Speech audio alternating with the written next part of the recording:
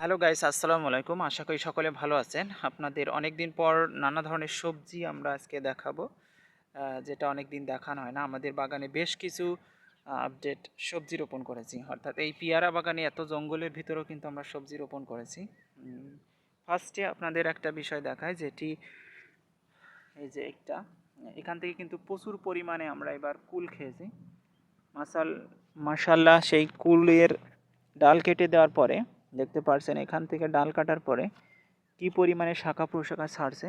এটা হলো আপেল কুল, যেটা প্রচুর পরিমাণে এখান থেকে এবার সংগ্রহ করে খাওয়া হয়েছিল, যেহেতু আমাদের বিক্রি করা হয়নি, একটা মাত্র গাছ, অনেক জনকে দিয়েছি এবং এখান থেকে প্রচুর পরিমাণে পেয়েছি। আপনাদের কত ভিডিওতে দেখিয়েছি, অনেক কয়েকটা ভিডিও, শর্ট ভিডিওতে হয়তো দেখেছেন, হয়তো না, অনেকগুলো ভিডিওতেই দেখেছেন।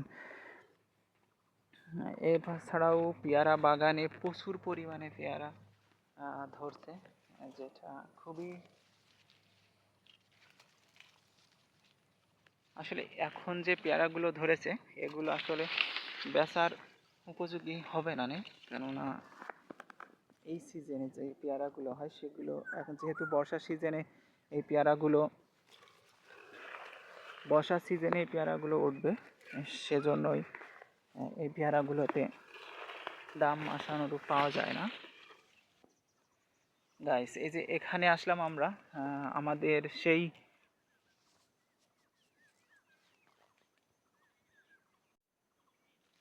এই যে বরবটি গাছ, এটারও ভিডিও পেয়েছেন। এটা একটা পুরনো গাছ, দেখতে পাচ্ছেন, না তুলে নিয়ে যাওয়ার কারণে এখানে বেশ কিছু বীজ হয়ে গেছে। এই যে জালিতাও আছে। এছাড়াও এখানে এই যে এই গাছটিতে এই যে এখানে একটা মাশাআল্লাহ ভালোই লম্বা আছে, কারণ দুই জায়গাতে রোপণ করেছিলাম, যেটা এখান থেকে প্রচুর পরিমাণে কিন্তু সবজি আমরা খেয়েছি এই যে এই গাছটিতে। মাশাআল্লাহ, শুধুমাত্র খাবারের জন্য যেহেতু আমাদের রোপণ করা, এখান থেকে মাশাআল্লাহ যে পরিমাণে খাওয়া দরকার খাওয়া হয়েছে। এখান থেকে 4-5 দিন অন্তত ভাজি করে খাওয়া হয়েছে, যেহেতু বরবটি ভাজি করে খেতে সবচেয়ে ভালো লাগে।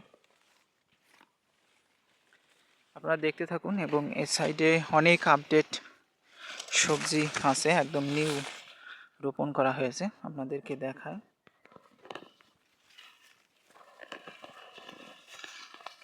এই জায়গাতে বরবটি রোপণ করেছি।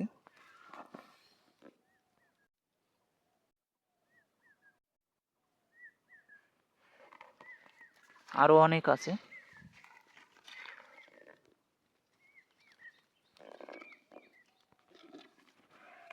এছাড়াও নতুন করলা রোপণ করেছি, এটা চারা কিনে নিয়ে আসা হয়েছিল। আরও বেশ কয়েকটা আছে, এগুলো সব চারা রোপণ করা হয়েছিল। একটা পোকা, এগুলো খুবই ক্ষতিকারক গাছের জন্য, গাছের পাতা খেয়ে ফেলে। আসলে সানডাউনে একটু সমস্যা, যেহেতু এই পাশে ছায়া, এবং যেহেতু আজ কয়টা দিন কিন্তু মেঘলা আকাশ ছিল, যেটা খুবই হয়েছে। আর আপনাদের তো কতগুলো ভিডিওতে বেগুন গাছ দেখিয়েছি, সেই বেগুন গাছগুলো কিন্তু এখনও আছে, মার্শাল্লাহ প্রচুর পরিমাণে ফুল, এই যে দেখতে পাচ্ছেন।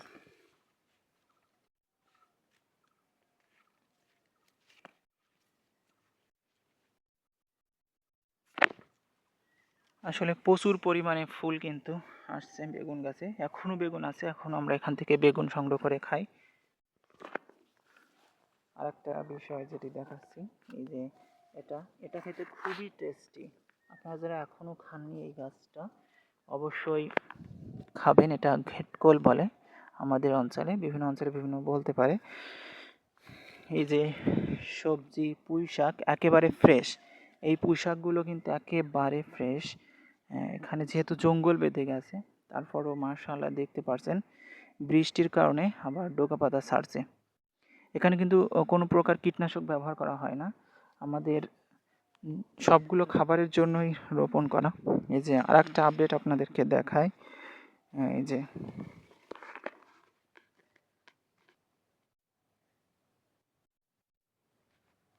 এই বেডটিতে আমরা সবজি দিয়েছি, সবুজ শাক এবং লাল শাক। মাশাআল্লাহ গাছগুলো খুবই অঙ্কুরিত হয়েছে, অনেক গাছ বের হয়েছে।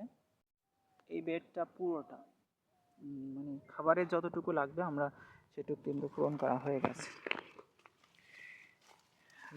জানলে অবাক হবেন যে আমাদের বাগানে এখনো বাঁধাকপি আছে, যেটা একেবারে শুকায় গেছে। এই যে এই বেডটিতে আমরা বাঁধাকপি দিয়েছিলাম, আর যেটাই সবজি ডাঁটা রোপণ করেছি এখানে ফুলকপি দিয়েছিলাম। এই বেডটিতে যেহেতু শীত সিজন চলে গেছে, এগুলোর মান খুবই কমে গেছে। আজকে ভিডিওটি একটু লং হলো, কেননা অনেকগুলো সবজি আপনাদেরকে দেখালাম। গরমে আর ঘেমে যাচ্ছি, কারণ প্রচণ্ড রোদ পাশে। এই সাইডে একটু ছায়া ছিল, সানলাইটের প্রবলেম ছিল। যাই হোক, এবং আপনারা ভিডিও দেখে অবশ্যই কমেন্ট করবেন, তাহলে এখান থেকে অনেকগুলো অ্যাক্টিভ আপনিও পাবেন এবং আমিও পাবো। অবশ্যই সবার পাশে এসে কমেন্ট করতে হবে, তাহলে দেখবেন আপনার পেজটা বা চ্যানেলটা রিচ এঙ্গেজমেন্ট বাড়বে।